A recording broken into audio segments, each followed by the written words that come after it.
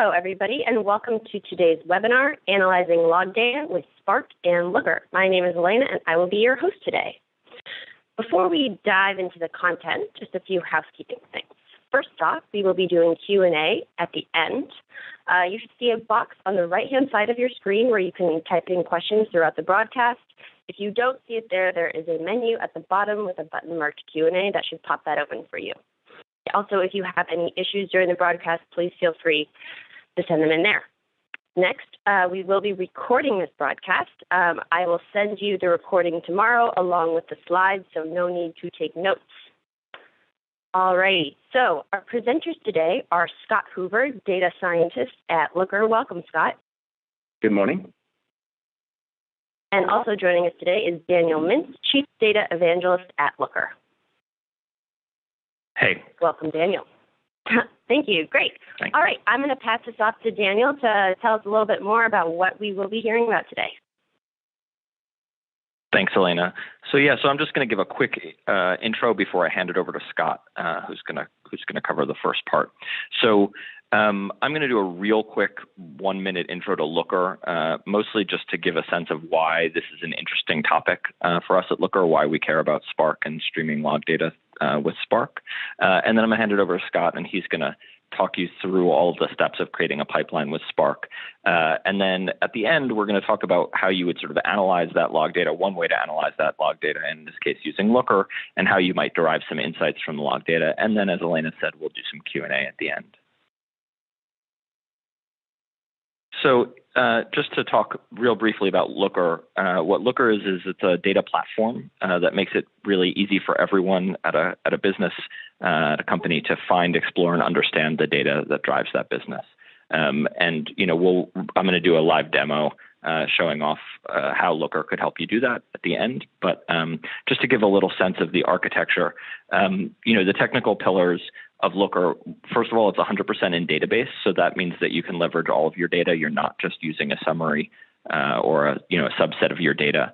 And that database could be an MPP database like Redshift or BigQuery or Vertica. It could be a standard RDBMS like MySQL or Postgres, or in this case, it could also be any of the SQL on Hadoop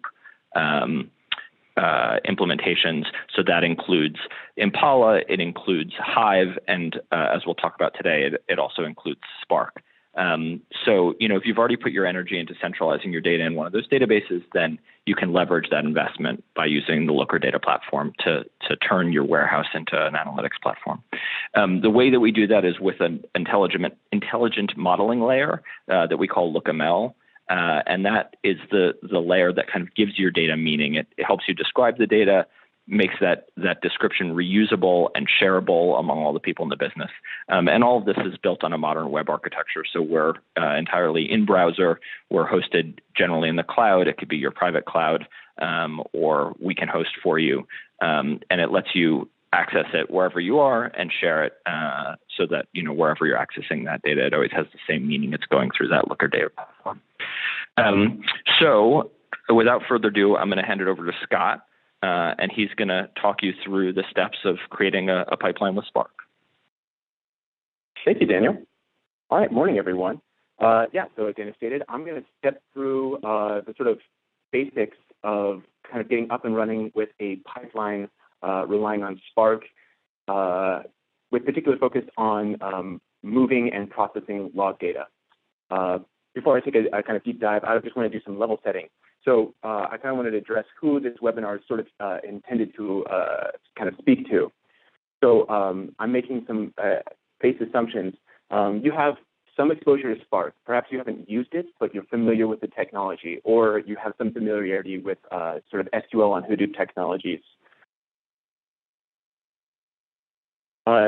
Presumably you have log data or some data that's kind of amenable to processing it in Spark or similar SQL on Hadoop technology, and you have an interest in processing it at scale. So we're talking about rather large-scale log data, which you need to process with such technology. Later down the line, I'm going to kind of do my best to demo this pipeline, and I'm going to do it on my local machine, or pardon me, I'm going to do it on a machine in terminal. So my hope is that when I dive into terminal, it doesn't terrify you. Thankfully, if it does, that component is rather brief. And lastly, you know some SQL. So one of the main value propositions of Looker is that it generates a lot of dialect-specific SQL for you, depending on how you outline things within the Looker modeling layer. As such, familiarity with SQL is just always relevant when we're talking about Looker. All right, so just in case the first criterion wasn't met, I'd just give you a very quick overview of what Spark is. So the sort of one-liner is Spark is an in-memory distributed compute framework. So unlike sort of classic MapReduce, where we're doing these processes in a distributed fashion, but we have these intermediate reads and writes to and from disk, which is actually quite slow. Spark attempts to do everything in memory. So this means computations are very fast, and it also opens us up to a sort of whole host of new kind of, or rather, different algorithms, such as like iterative algorithms, which we can't do in MapReduce, and which we have to kind of come up with clever ways as workarounds in the MapReduce paradigm.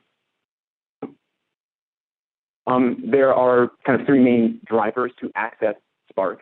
The first of which is just Spark shell. So this is kind of going into the command line and firing up the shell and just doing an interactive session with Spark.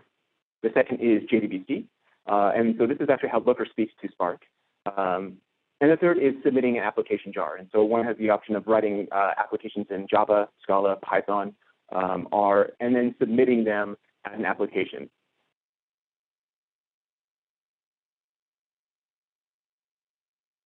My screen has frozen. All right, so there are some core concepts that I'd like to kind of quickly go over in not too much detail, but they'll kind of creep up. The first is the resilient distributed data set, or RDD. Basically, this is just a parallel array that's held in memory that we can do operations on. So this is the sort of the base data structure in Spark. The second is a data frame. So unlike an RDD, which doesn't necessarily have a schema, a data frame is something similar to a data frame in R or Python, which is to say there are explicit columns with explicit data types, and so we have an explicit schema. And against data frames, we can actually issue SQL-like queries. And then the last component is a discretized stream or dstream, and this is the sort of data type for Spark streaming applications. It's also like the lingua franca to get Spark streaming to speak to RDDs in sort of vanilla Spark, if you will. And all we can think about a dstream as basically a series of RDDs, one RDD for each batch in our stream of data. So we specify a batch interval in Spark streaming, and I'll get to that just a little later down the line. All right, so I wanted to kind of address why Spark is of interest to us.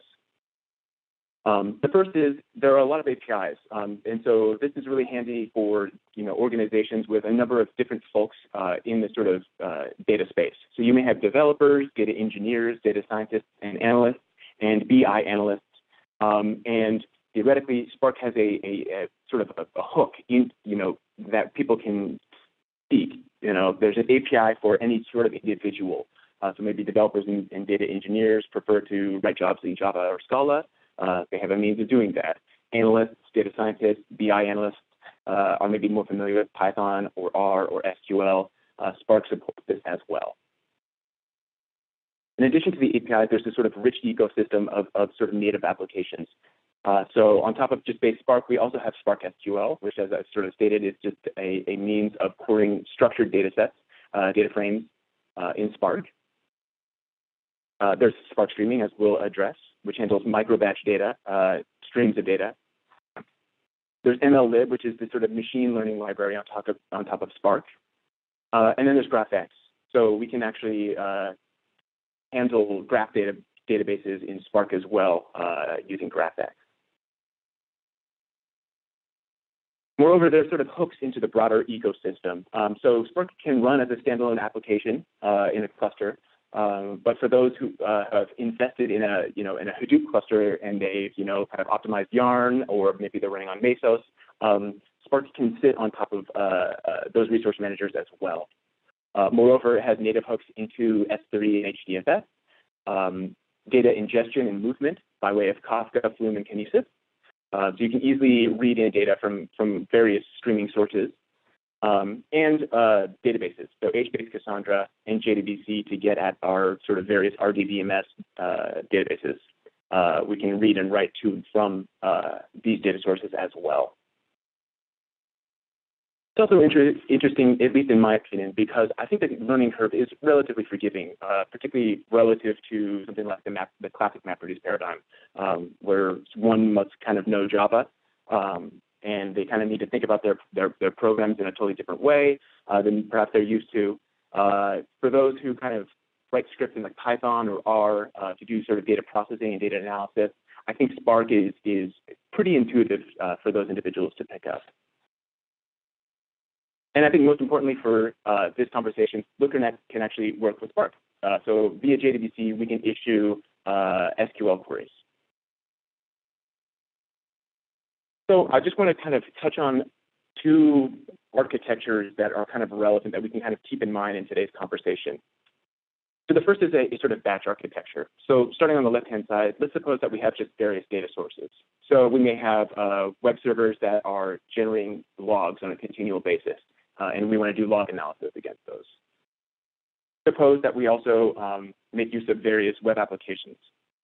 And those web applications expose data through RESTful APIs. And perhaps we have our own internal applications that are driven by sort of transactional databases like MySQL or Postgres. Our objective may be to kind of create something like a data lake or a data warehouse where we get all of these various sources into one place to do kind of cross-data set analysis. So there are various means of doing this within like the Hadoop ecosystem. I outlined 3 tools for ingestion. Flume and Kafka are kind of like the front runners with respect to moving streams of data, particularly event data. Scoop is kind of the go-to for moving RDBMS data into HDFS. So it'll issue MapReduce jobs and migrate data from a transactional database. And suppose that all of these data sources flow into HDFS or S3. So there they sit, and we want to do something with data. It's time to kind of unlock the power that kind of resides in this data. So we may write a MapReduce job, Pig, Hive job, or a Spark job, where we ingest our raw data and we begin to process it. So maybe in this session, we kind of create a schema on read. We do our various data processing, do analyses, and we call it a day. We could also add an explicit schema to our data and write it back to HDFS in a format that has an explicit schema, for instance, Parquet or ORC. The benefit here with kind of writing structured data is if we can anticipate that various individuals within the organization are going to be, querying this data now and in the future, we may want to persist it in a structured format that's kind of optimal for SQL on Hadoop. And so perhaps we have some BI tool like Looker that connects to Spark or Spark SQL or maybe some other SQL on Hadoop technology via JDBC.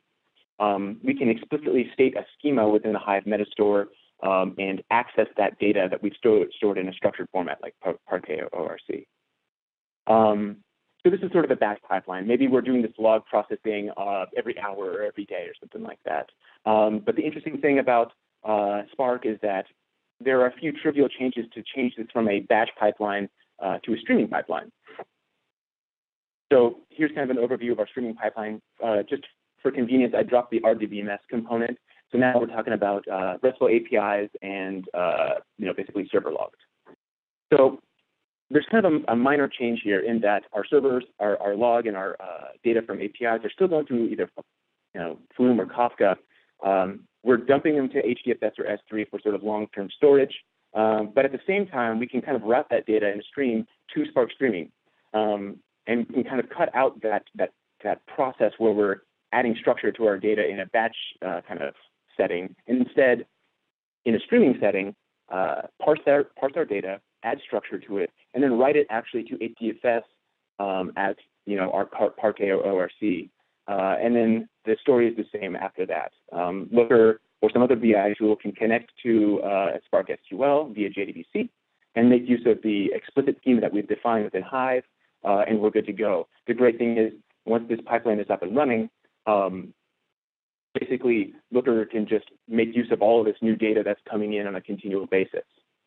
One thing I'd like to clarify on my slide is that Looker doesn't actually have hooks into Spark streaming. I think that was a little bit kind of vague in this visualization here, but we're still connecting to Spark SQL. It's just that the intermediate step is Spark streaming rather than a batch kind of job written in Spark. All right, so I kind of want to just do a quick sidebar. Both of these slides, both of these architectures kind of emphasize Parquet or ORC, and I just wanted to touch on that briefly. So if we know that individuals are going to want to query this data basically moving forward and not just this one-time kind of schema on read fashion, it's a really good idea to add an explicit schema and choose a file format that is really kind of optimized for relational queries. And so Parquet and ORC are sort of the go-tos. The great thing is we're now talking about a columnar file format. So there's relatively little penalty from having tables with a large number of columns or attributes, because when we're issuing SQL, we're actually doing projections against the data, which is to say we're not doing a select star from our table. Rather, we're doing these analytical queries that basically select by country and then do a count star or something along those lines with a group by country. We're typically selecting a subset of columns, which means we can just quickly discard entire columns that have been materialized in HDFS, which is great. Both of these file formats make use of column encoding, which is great, so we conserve on space, and it also helps performance. And then the other benefit is predicate pushdown. So in our SQL queries, we may have a where clause where we're saying, I'm only interested in events that happened within the past 60 days.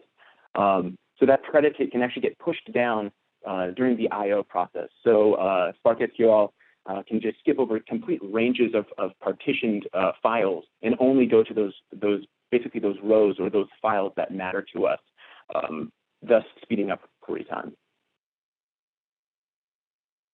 All right, so I wanted to step through the kind of core components of a streaming pipeline using Flume, Spark Streaming, and Spark SQL.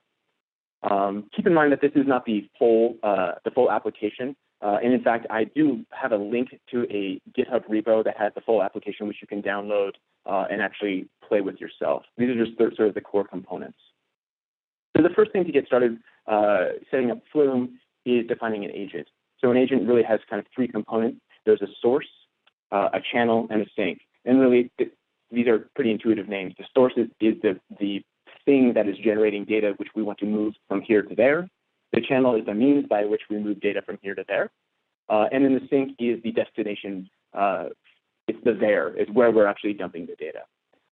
So in this snippet of code, we're basically just defining at the top, the first block, we're saying what are our components. So we have a source, which is going to be a command from terminal.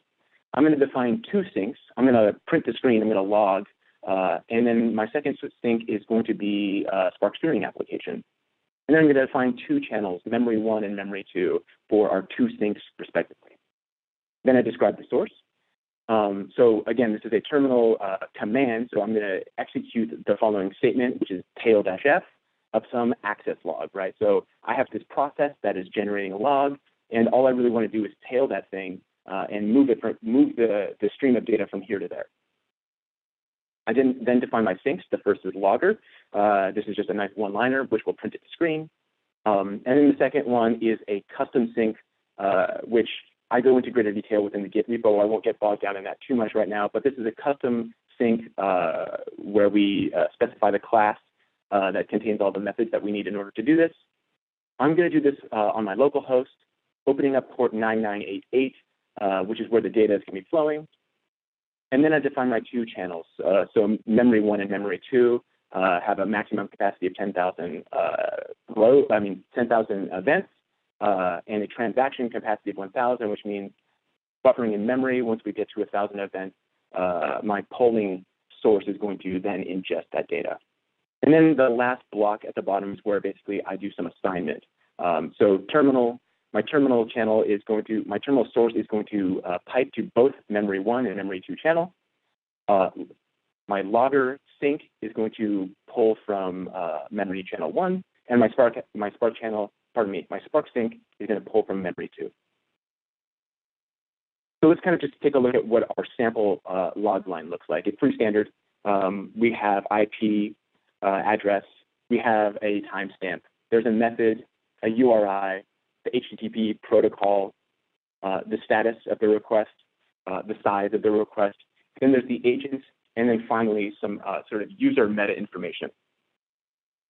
So this is the raw log line. This is the pattern that I need to kind of address in my Spark streaming application, parse this and add structure to it.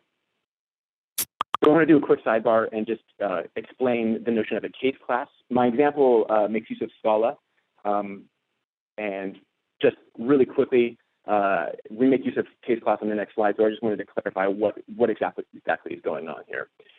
So a case class is a convenient mechanism for defining a class with attributes, and right out of the gate, we get getters and setters without all this verbose kind of constructor language that we'd have to use when we're actually doing this in Java, for instance. So in this case, my first line, I'm defining a simple class called foo with an attribute bar of type string. To make use of this, I can basically instantiate a new class, foo, and pass into that the element I am a bar, and assign that to a value called instance of foo. So now I can easily scope and get my attribute bar. On the third line, I say instance of foo.bar, and quickly it prints to screen I am a bar. So I'll make use of this on the next slide when we define a logline class.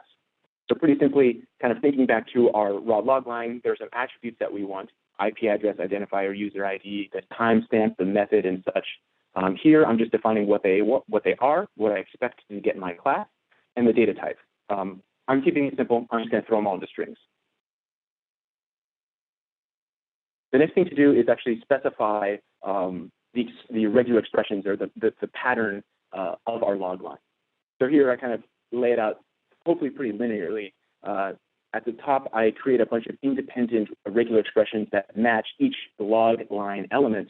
So IP address, identifier, user ID, created at, and so forth. Keep in mind that I'm making use of capture groups, so everything in parentheses represents the thing that I want to capture in my regular expression. Then at the bottom, I'm assigning to the value line match all of my previous regular expressions. So I'm basically doing string interpolation. I'm concatenating these things with space in between each one of them. And at the end of the line, you'll see there's a .r. So this is going to kind of turn it into a regular expression matching class, which I can use in my next method, which I step through.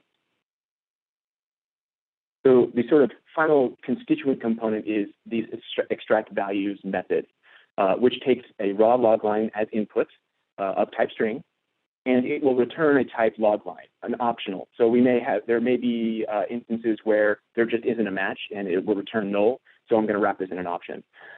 So it takes a raw line as input. It's going to output a log line. So then we go on to the line match part. So in the event that our input string matches what I've defined in the regular expression from the previous slide, return a log line. So take all those attributes that we got from our regular expression, stuff them into the log line class, and spit them out. In the event there isn't a match, we're just going to return none.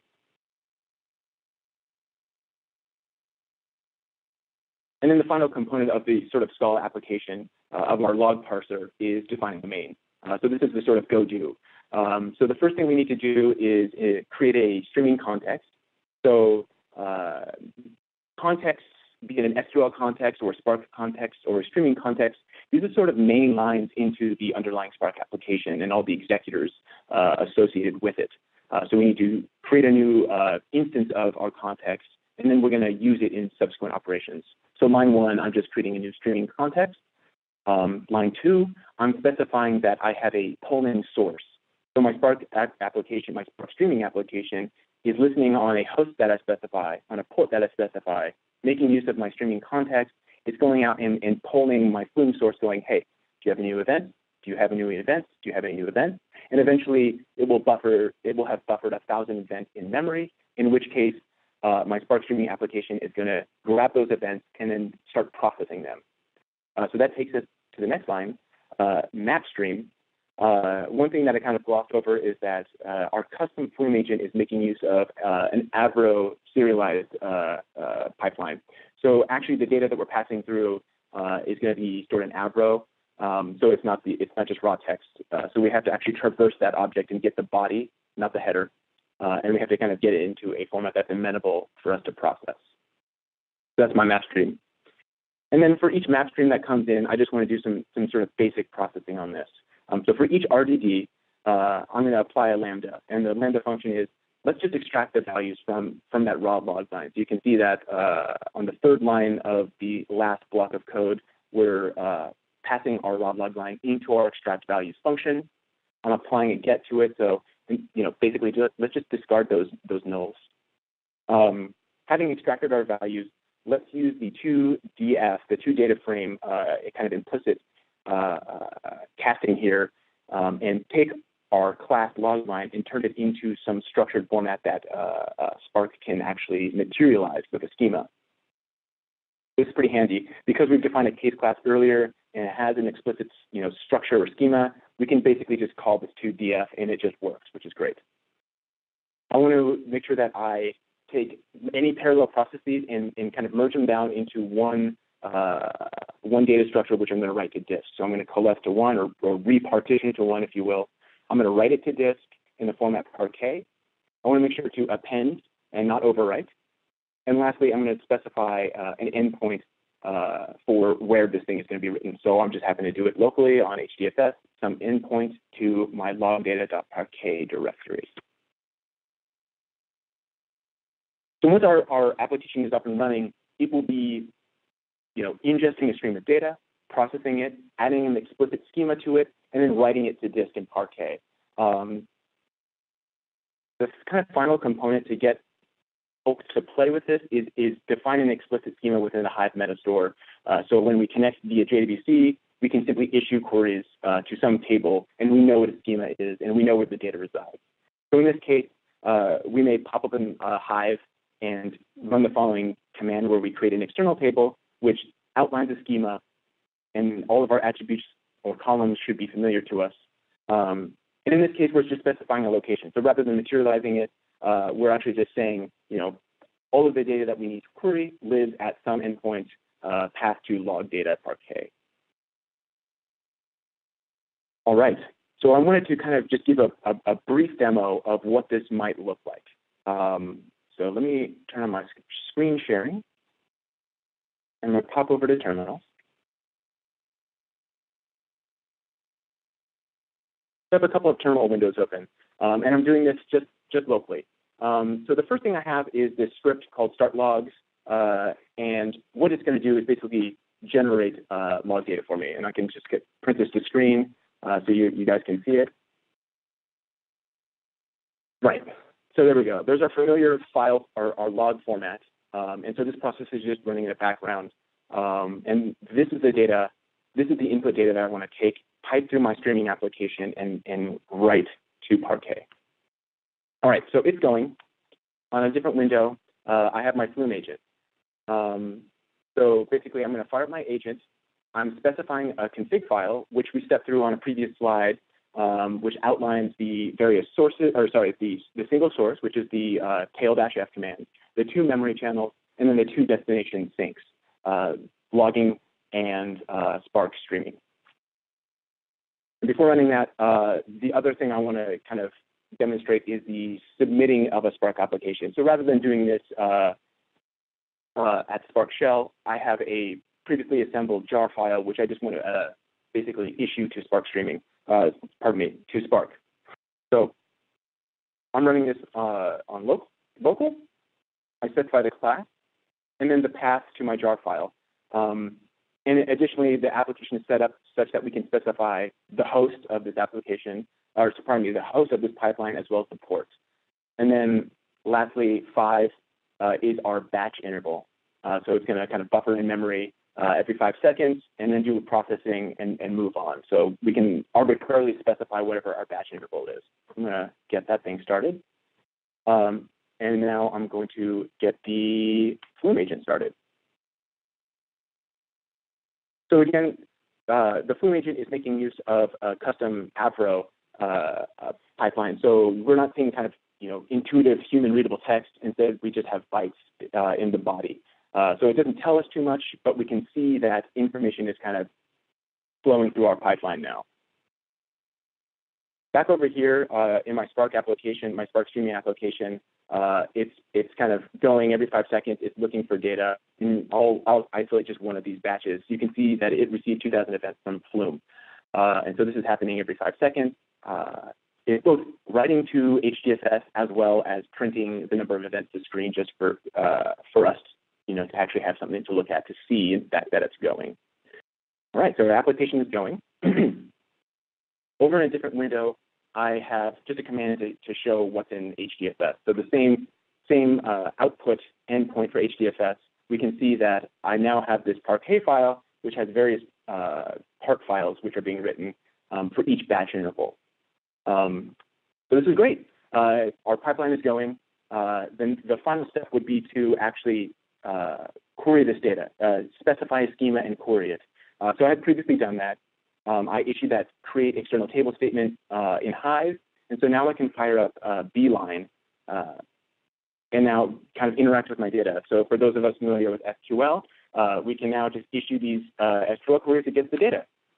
So select count star from log data events, provided that the event was created in the after March 1st, and there we go. You're now at the point where different business units may want to actually utilize this pipeline that we set up, and in particular, the table that we've outlined. And so we're in a kind of world where individuals can author and issue their own SQL queries, but this is kind of like where Looker comes in and does its thing. We can have sort of standardized metrics across the org, and we give everyone a single mechanism for querying this data. So with that said, I'm going to turn it over to Daniel and stop screen sharing. Thanks, Scott, for that great demo.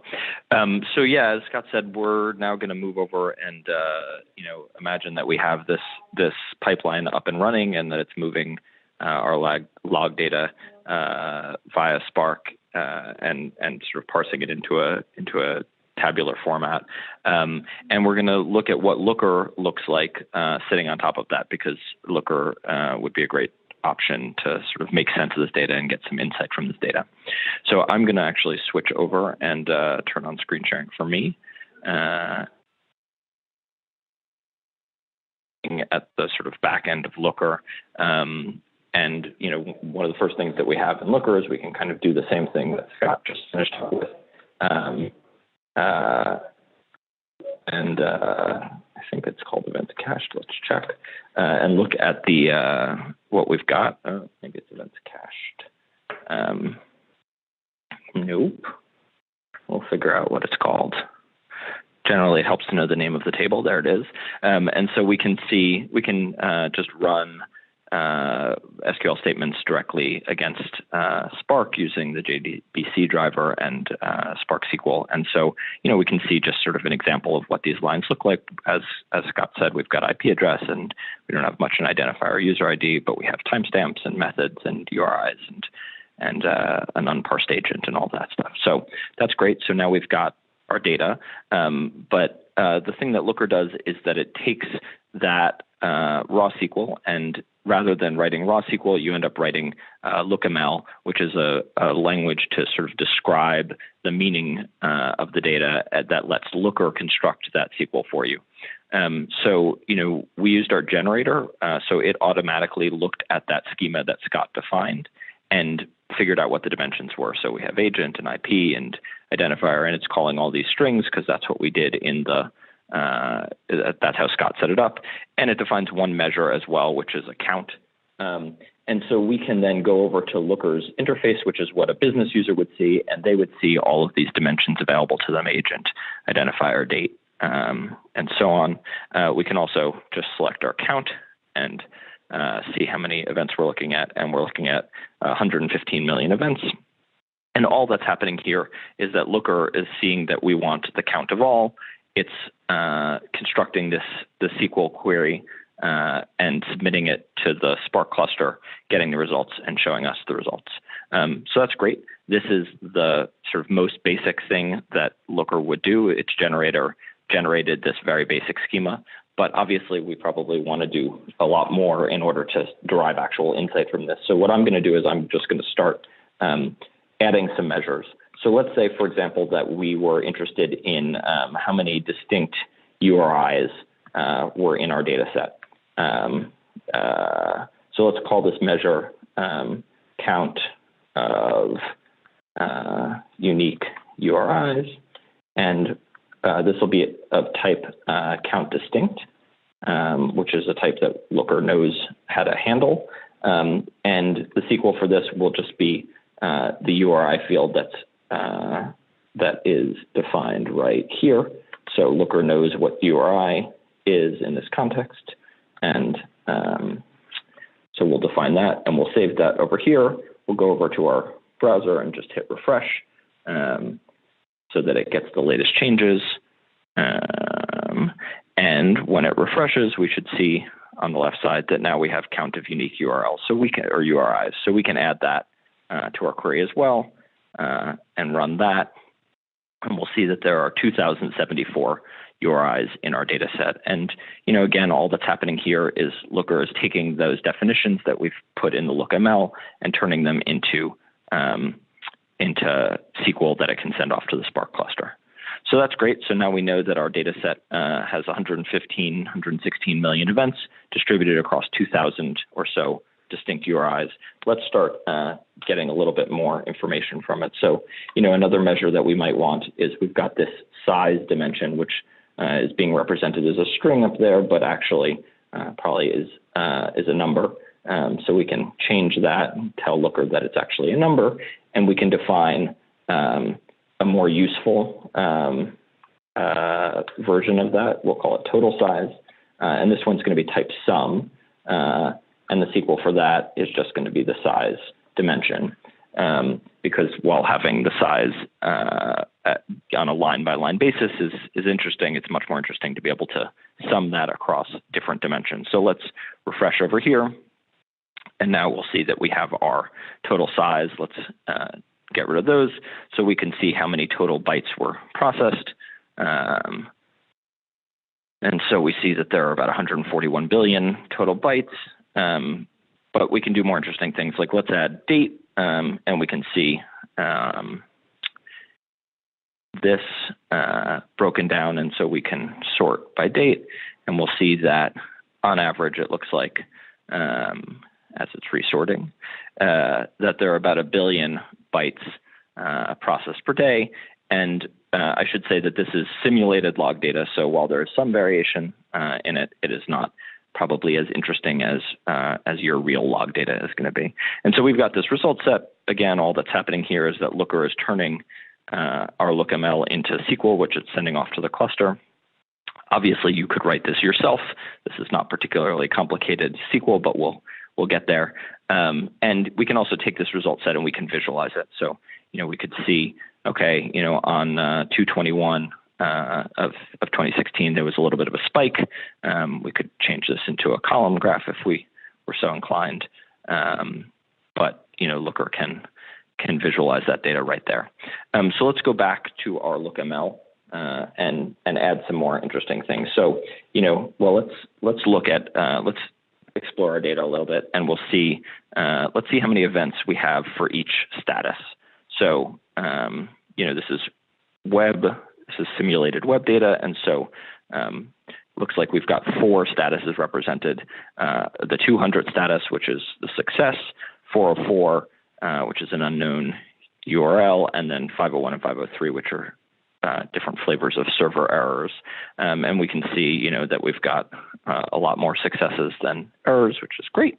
But let's say that we were particularly interested in the errors, because that is actually something where you were, if you're trying to get insight from server logs, looking at errors would be a place that you would probably want to look. So let's define another measure here, and let's call it error count.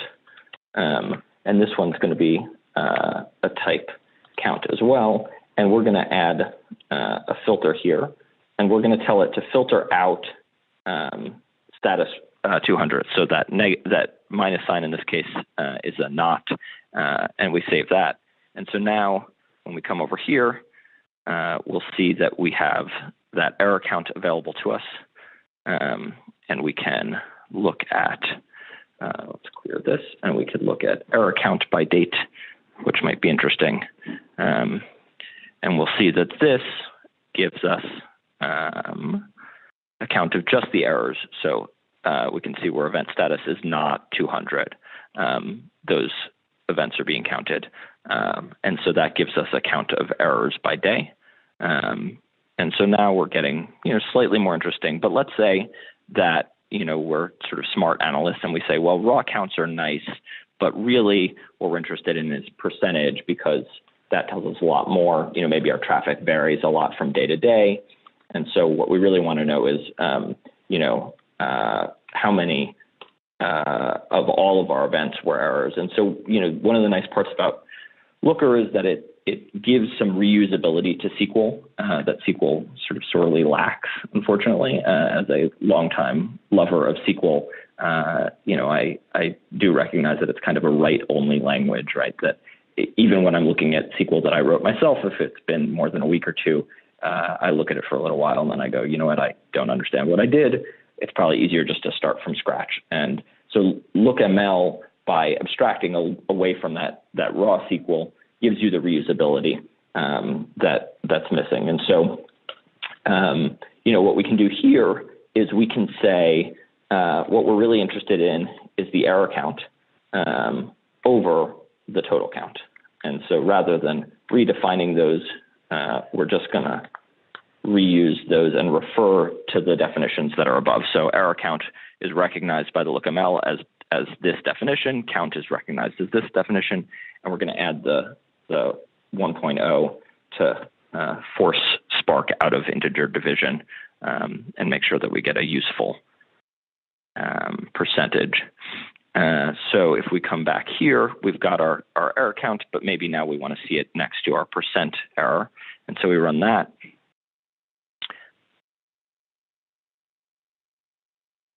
And we can see that Looker is now taking that, reusing that SQL, and creating this percentage. This is maybe not the most, the prettiest way to look at this. So maybe let's go back and let's define a value format name in this case. So we're going to say, this needs to be a percent.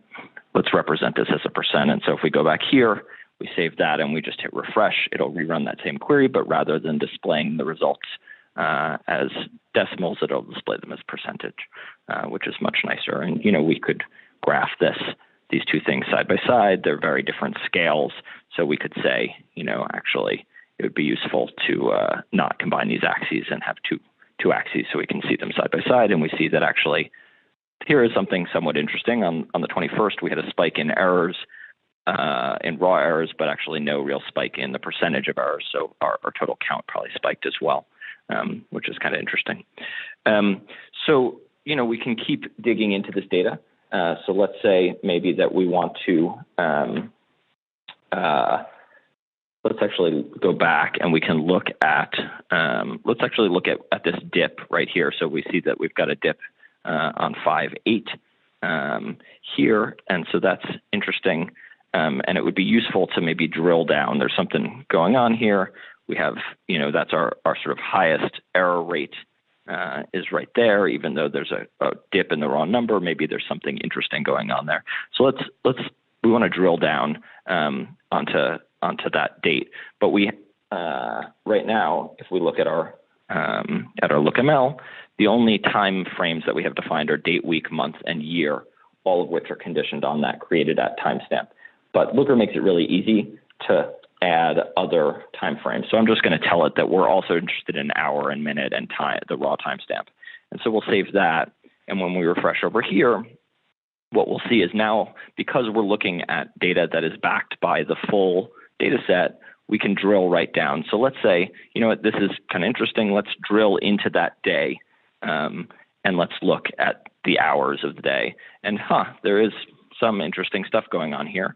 Looks like there was only one error on that on the 7th hour, on 7 o'clock hour. Let's actually explore from here. So we're just going to dig into this data a little bit further, and this is one of the really nice parts about having that full data set. We can sort it by error count. We can see that our highest error count was on that hour, but on hour 7, we only had one. So let's drill even further onto that.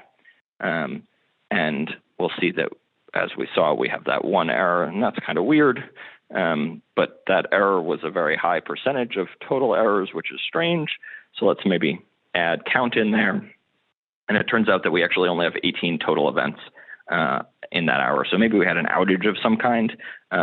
Let's see what happened here. So we could take this and let's add the minute so we can drill in even further. Let's remove that, and let's also add, URI, and we can pivot URI, and we'll see where those events happened. So it looks like we had some adding to cart, and they all happened in this 1 minute, which is kind of strange. And Looker, even here, when it's doing pivoting, which is one of those sort of easy to do in Excel, notoriously hard to do in SQL things, Looker is now writing some fairly gnarly SQL, but it is in fact doing the pivoting all in SQL. And so that's one of the really nice parts about Looker. We've just by writing a few lines of code over here, we've actually found some relatively interesting anomalies in our data set, even though it was a fake data set, but seems like something happened at that 7 o'clock hour on May 8th that caused our data set to drop out. So that's just a real quick demo of what Looker can do and sort of how Looker can help gain insight from the data, the log data that you're processing in Spark. And really, that's the game here, is not just processing the data, but getting knowledge and insight out of it. So I'm going to hand it back to Elena, and I think we've got some time for Q&A. Great. Thank you so much, Daniel, and thank you, Scott, for the walkthrough of the pipeline before that. We definitely have a lot of questions to go through, so I am going to kick it off with Scott. The question for you is, sorry.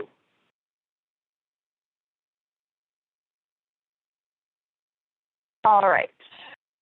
Sorry, we're having some technical issues here. All right, since Looker is directly querying, sorry.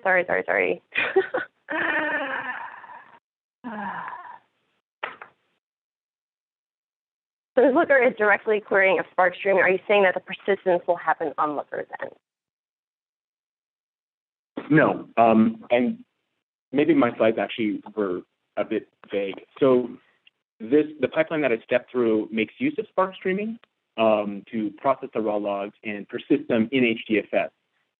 Looker is actually not querying or relating to Spark streaming per se. What it's doing is actually making use of structured data definitions where the underlying data lives in HDFS, be it text file, Parquet, or ORC.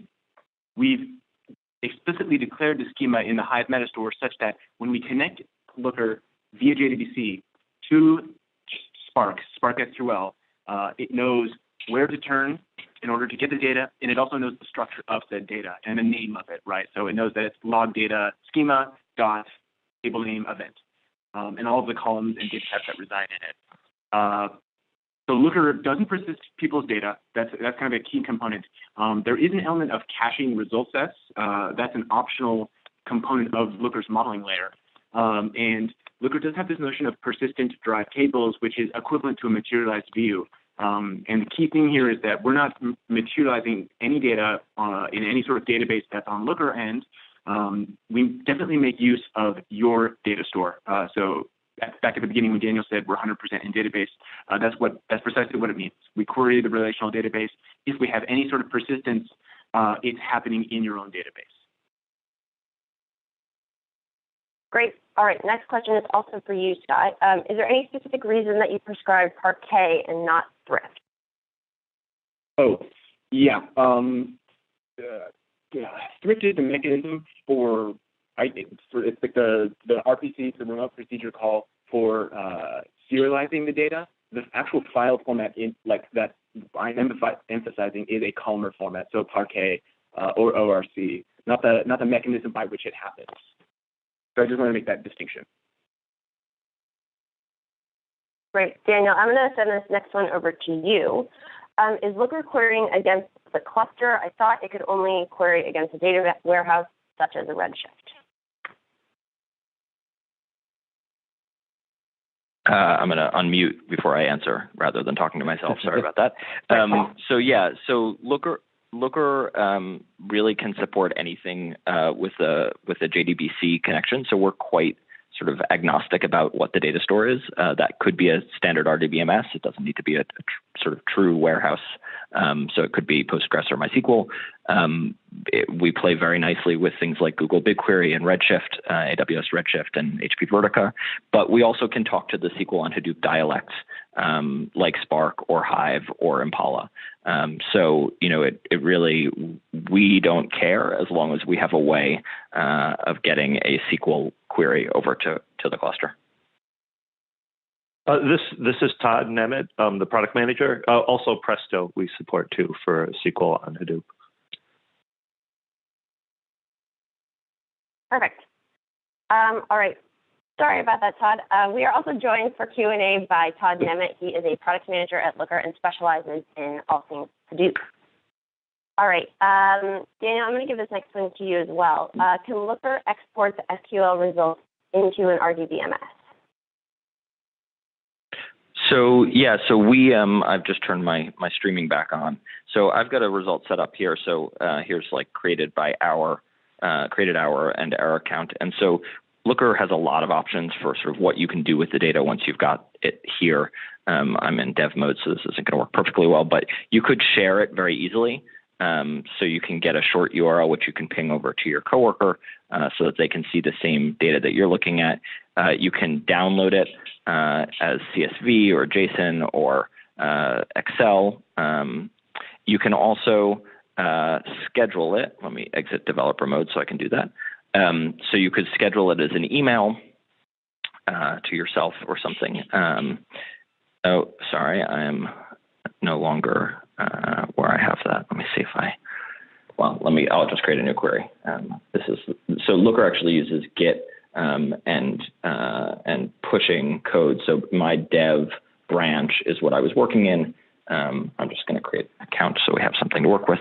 And so since I didn't push my developer branch yet, all of the stuff that we were working on isn't in master, which is another nice thing about Looker. It makes collaboration really easy among different developers. But so let's say that I had this result set and I wanted to schedule it. I'd save it and say event count.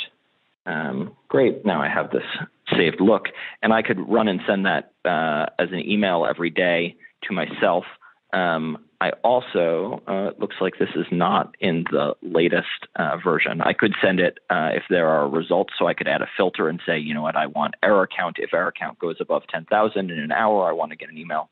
The very latest version, which this cluster is not on yet, but is out in the wild with customers now, is it also has webhooks.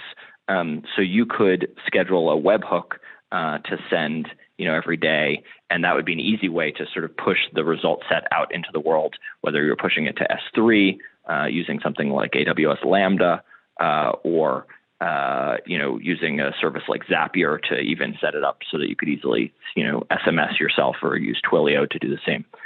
So there are lots of options for getting these data sets, these result sets out into the world and adding conditions and things. So it gives you a ton of flexibility in that respect. Awesome. Thank you, Daniel. This next one I'm going to pass over to Todd. So Todd, can Looker connect to data frame only, or can it work with unstructured/raw RDB? Okay, what was the first part of the question? I'm sorry. Sorry. Can Looker connect to data frame only, or can it work with data frame? Got it. Data frame. Okay, got it. Thanks. So Looker is connecting, and I want to be clear about this. And Scott mentioned this in his slides earlier. So Looker is connecting to JDBC. So to connect to a Spark cluster, you would need to start the thrift server, the thrift server, and then connect Looker to that. So it's not connecting directly to a data frame. It's connecting to JDBC, and then that's connecting to stored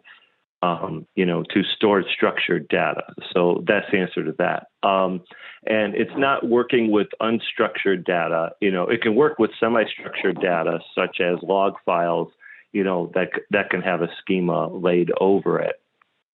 As long as that's defined, in some kind of Hive meta store.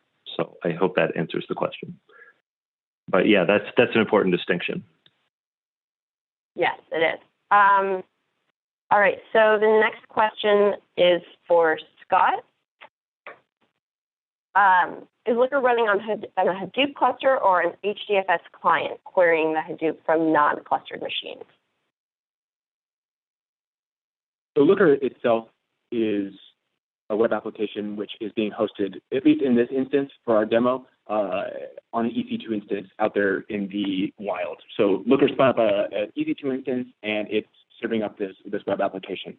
One has the ability to set up a clustered Looker instance, but I'll specify, I'd like to make clear that Looker is not in the Hadoop cluster per se.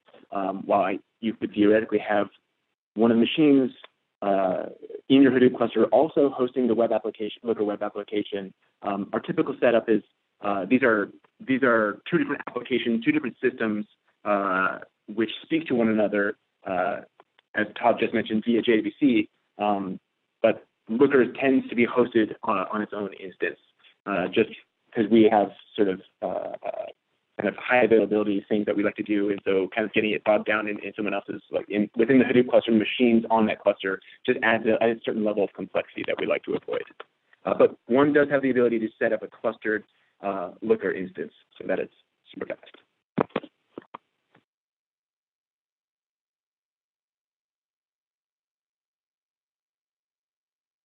Awesome, thank you. All right, I'm going to send this next question to Daniel. Can the data be visualized in a streaming manner, or does it need to be manually refreshed? That's a great question. I don't have my screen share up anymore, but yeah, I mean, you can kind of set, as you're setting up dashboards that contain visualizations, you can set up an auto refresh so that it knows that, your data goes stale after some amount of time. And that's great for both cases, both sort of ends of the spectrum. So if you're running a nightly ETL job and you don't want to refresh your database or your dashboard because you know that the data can't possibly change, and so you might as well use our caching layer. You can tell it not to refresh more often than a day. And also, if you're have streaming data that's changing very rapidly, you could tell the dashboard that it needs to refresh the tiles quite often, every minute or two. Perfect. All right, a few more quick Looker questions for you, Daniel. Is it possible for Looker to piece together a few of these results/visualizations for a mini dashboard? Yeah, absolutely. I didn't show that, but it's really easy to take each of those visualizations and then throw them on a dashboard. And that's something that not just analysts or developers can do, but Looker makes it really easy even for business users to build their own dashboards. All you have to do is just say that you want to add one of those saved looks to a dashboard, and then you can resize them and move them around just by dragging and dropping. Exactly. Yeah, I'm a business user, and it's very easy for me to make my own dashboards and my own looks and everything I need. All right, again to you, Daniel. Is there a limit of the number of rows that can be viewed on the browser? Yes, but only because the browser, your browser would not like you to load 1 million rows into it. So we, I believe, cap it in general at 5,000 rows. And most browsers can handle that okay, but at a certain point, you just start running out of memory in the browser, and it gets pretty unhappy. So, for applications where you need more than that, it's generally better to do a download and pull it down as CSV or to push that out by a webhook so you can access them not in your browser. Perfect. All right, I'm going to send the next question over to Scott. Also, I'm aware that we're up against the time if you have to leave. Thank you so much for coming. We're going to keep answering a few more of these questions. All right, so for Scott, can you integrate with any other viz libraries, i.e. D3? Actually, yes. So we'd like to think that our charting is pretty darn good. But in the event that you have some sort of custom visualization in mind, one does have the ability to use Looker visualization plugins and create a custom D3 visualization and actually use that visualization in Looker itself. It'll actually appear within the visualization or tab as just an additional visualization option, as though it's a native Looker visualization. There is a caveat in that one must be a self-hosted Looker in order to utilize this functionality. So our sort of default is to actually host Lookers on EC2 instances within our own cloud for people, in which case they don't have access to the machine for them to set up a custom D3 visualization. So if you want to go this route, you would need to have a on-premises installation, but it's very much doable. Awesome, thank you. All right, Todd, I'm going to send this next one your way.